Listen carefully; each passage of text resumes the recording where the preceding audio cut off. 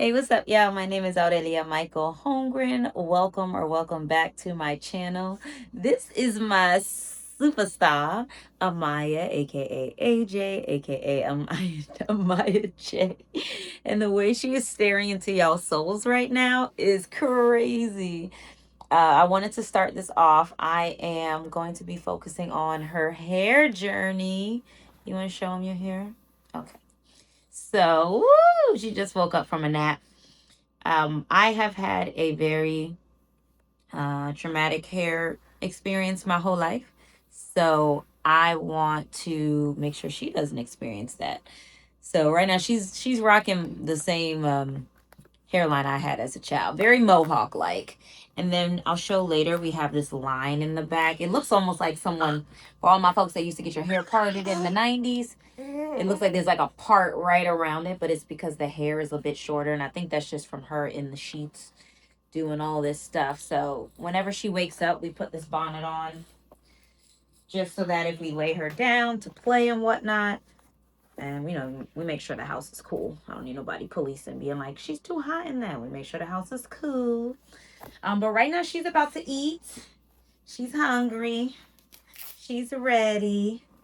And we'll talk about more in a second. So I just put her down, and I thought this would be the perfect time to start with my journey. Some of you know this. Probably most of you don't know to the extent, because a lot of you that watch this have watched it, been following me in the last maybe 5 years, but we're going to take it back. So I was born, I'm an 85 baby.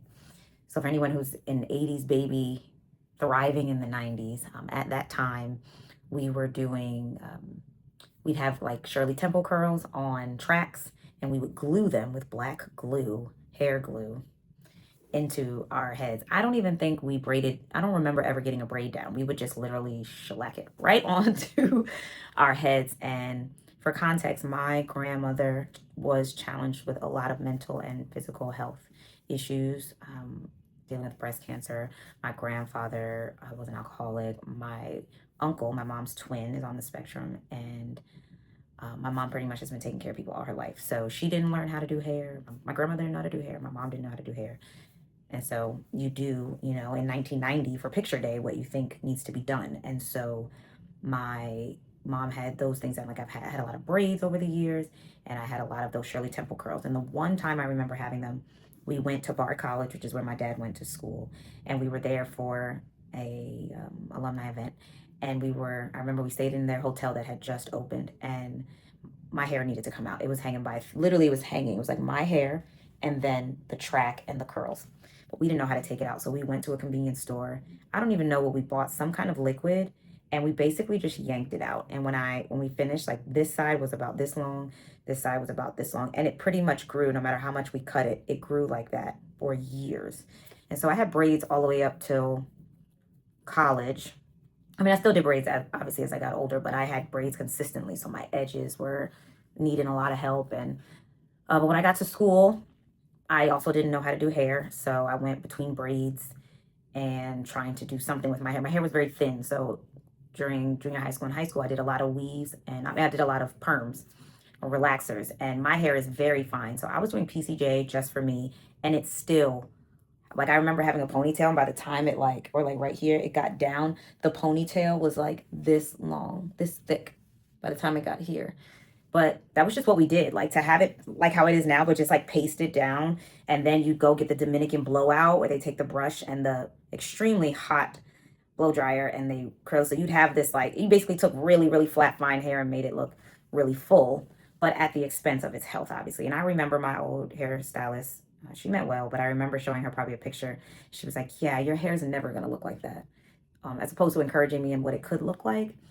She was just as much a part of the problem in what she was doing with my hair. And it would take her sometimes an hour, 2 hours to show up or be ready for me every single time. And it was not in a very safe neighborhood, but that's neither here nor there. So cut to college. I don't know what I did. It was a time. A lot of braids. I had a shortcut. After I pledged, I cut my hair really short. It was like shellac down. It was very cute. Then I decided to grow it. I grew it out. And then I came to LA. First time I lived in LA was 2014. And I'll put some pictures up and move myself to the side. My hair was here. and it was full for my hair. It's not full for many people, but it was full for my hair. And I went to a woman who was right across the street. So I was like, oh, this is so convenient. I was trying to get into the dance industry. I was trying to dance for Beyonce, waiting for Janet to come back. And she did, but I still didn't dance for her. And I should have looked at this woman's hair because from here to here, it was all like gelled down. It was like thinned out. But I was trying to fit in the industry. I wanted to be like the sex kitten, the vixen, very not my vibes. And over time, I had her permit through different styles. The perimeter, the center, the perimeter, so that I could like put it, so it'd be my hair right here and then the weave. The gag was obviously because my hair was so thin, it would be like this, and then all of a sudden, this huge lump of hair. You could see through, you could see the tracks. So I had that. Then I did the center so I could lay it. And then eventually my hair went from here to here. Like it just slowly got shorter and shorter. It just kept breaking off. And then we did this crazy like T situation. Why? I don't know. I guess so I could do like, oh, so I could do like half up, half down. But you could see the track straight through. So by the time I got through with her, and she was charging me like $350 for an install, and then I was paying like $350, $400 for hair. Highway robbery every month. It was crazy. I was blonde at one point. My hair could not take that color. It just, I was figuring out who I was. And even though I felt like I really knew who I was fighting it to try to fit into an industry. So if I could just pause for the cause for a second and say anything. If you are in a situation, a space, a place with a person, people who you feel like you constantly have to prove yourself and like change things, change who you are. I mean, I'm all about growth, but I was trying so hard to fit into this industry that was like, hey, we love you. We think you're great. We want you to assist us. We want to ask you for advice. We want an IOU. We want you to be the stand-in for this person, but we will not put you on the job. And I spent a lot of time in the hip hop world trying to fit in. And then I got to musical theater and they were obsessed. So I started working with my friend Devonte, who is SZA's hairstylist, and we were still doing weaves. And there was this one time, it wasn't tight at all, but my hair, I don't know, something, it's just so sensitive. There was like bleeding when I took it out. There was like a dent here and bleeding here. And my hair was in these, like it looked like a mug shot. And that's when I realized like, okay, I really need to focus on hair health. So luckily I was doing musical theater, which requires a lot of wigs. So a lot of times my hair was braided down or just kept in a protective style for years. And so I was able to grow it back to a pretty nice length.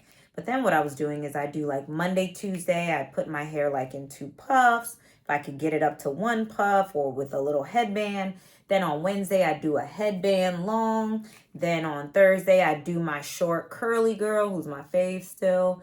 Then maybe I'll do a real bust down on Friday. Like, and I remember one time this choreographer saying, like, the most consistent thing about you is how inconsistent your hair is. Like, every time I see you, I'm expecting a different look. And at that time, I thought that was, like, flattering. Like, oh, yeah, I'll switch it up on y'all. But I got to a point where in life, I just want to keep things simple. I want my life to be simple. I want my family to have a simple, full life. I want my friendships to be simple. Like, if you causing me drama, you ain't causing me nothing. Like, I don't have time for it. I just want simplicity. So it was December 2024.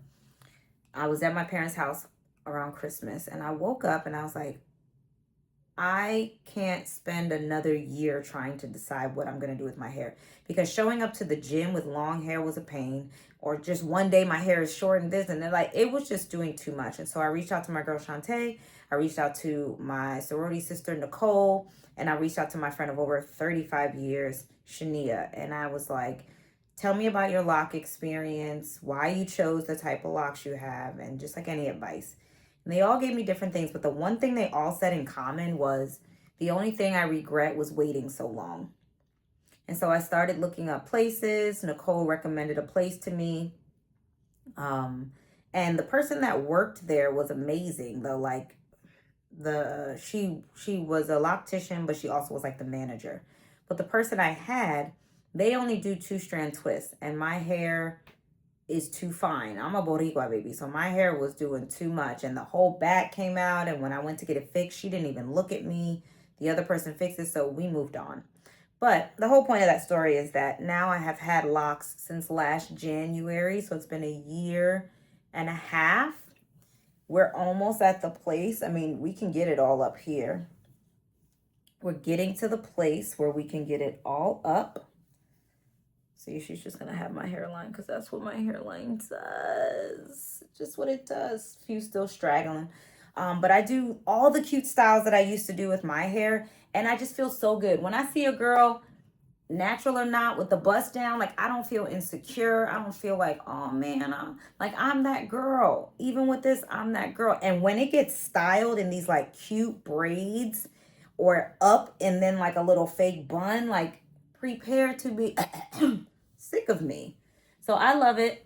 And the whole point to that is I think every parent wants their child to experience things they did and experience things that they didn't get to.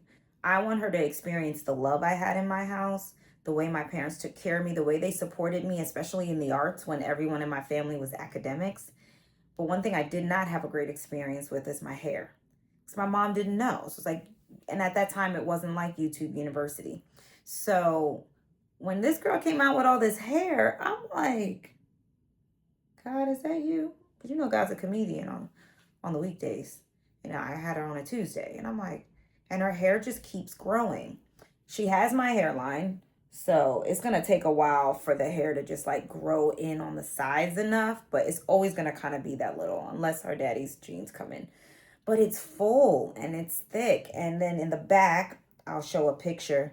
It almost looks like how this is parted. But it's because the hair right there is like this long. And I think that's just a matter of babies. You know, hair grows how it grows. Because it's no way she's just laying in the bed all night like this. She doesn't do that. But it's so evident that I'm like, okay, we need to start loving on that. So I need to, and making this video is also holding me accountable. I want to try ordering her some satin sheets and see if that helps. Because obviously it's not safe to have her sleep in a bonnet with it over her head. So because it can go down over her eyes and it can go over her nose. We don't want that. So getting her that.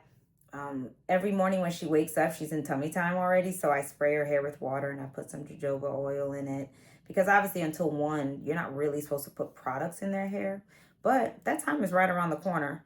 And people going to want to buy her birthday gifts. So if you have recommendations, videos, products, tools, I try to use the brush, the one that expands, and then I always go from the tip and then work my way in so she doesn't have any breakage. And then I wash her hair maybe twice a week just because of shampoo. You don't want to just keep drying it out. She doesn't really sweat like that. So this is the part I'm talking about. Girl, stop moving your head. It looks like a natural part, but the hair is short there. And then she got my hairline. What we gonna do? Okay, you can see it a lot better here. So some of it's pushed up and pushed down, but generally you get the gist. The satin sheets have arrived. So I've been noticing these little, I'm guessing they're from the sheets, little cotton things. And obviously she can't wear a bonnet at night, so I just washed and prepped. Okay, she's gonna be crawling in no time, girl. I feel it. I just washed and dried these satin sheets. So we'll see what it's looking like tomorrow. So last night was the first night baby girl slept with her satin sheet. And she seemed very cozy. It didn't look like she had a hard time. It looked like it was also very good for her skin. I wasn't even thinking about her skin. However, for all those that know, when you hit that tummy time, the drool be drooling. Like when they wake up and they're just hanging out. So there's like drool stains. And I'm sure obviously if she's on a regular cotton, there's obviously drool too, but it absorbs and you just can't see it. But the satin, Okay, we are testing out Noodle and Boot Extra Gentle Shampoo. Normally, we've been using Aveeno Baby, but it's almost done anyway. So, you can see, I just put it in, just lathering it up. She's playing with her toys, so. I noticed she still had some white stuff in her hair, so I'm thinking it might be coming from her sleep sack. So I'm going to test out a different sleep sack tonight that's color, because the one that we had in there is white, and then her hair had a little light bulb in it. So we'll test that out tonight and see. Alright. Oh, y'all can't see the curls too well, but just believe they're good. Okay, so that's better. You can see the curls. Thank y'all for watching. I think I'm gonna do it maybe a once a month update, see if I notice any changes. And if you wrote some stuff below, I'm gonna test those things out and put that in the video. So appreciate y'all, and I'll talk with y'all soon.